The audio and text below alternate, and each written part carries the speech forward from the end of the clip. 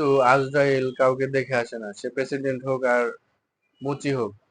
যেমন দেখেন আজকে ইরানের প্রেসিডেন্ট, উনি একটা বাঁধ উদ্বোধন করতে গেছেন ওনার দেশের এক সাইডে, আজারবাইজানে। সেখান থেকে ফেরার পথে তিনি হেলিকপ্টার বিধ্বস্ত হয়ে মারা যান।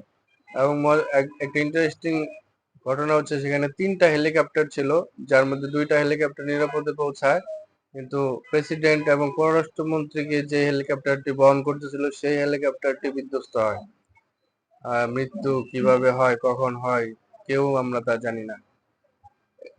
এটা কোনো ষড়যন্ত্র কিনা তাও খতিয়ে দেখতে হবে।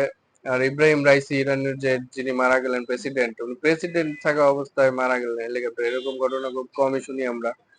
উনি ফিলিস্তিনের পক্ষে কথা বলছেন, ফিলিস্তিনের সমর্থন করেছেন, এবং যুক্তরাষ্ট্র তার বিরোধিতা করেছে।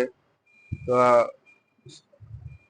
ফিলিস্তিনকে সে সর্বোচ্চ সহায়তা করেছেন, এবং যে হেলিকপ্টার থেকে তিনি বিধ্বস্ত হয়ে মারা গেছে, সেই হেলিকপ্টারটা নাকি যুক্তরাষ্ট্রের তৈরি। তো এখানে কোনো ষড়যন্ত্র আছে কিনা সেটা খতিয়ে দেখতে হবে। আর উনি যদি ভালো মানুষ হয়ে থাকেন, আল্লাহ তাআলা যেন ওনাকে ক্ষমা করে দেন।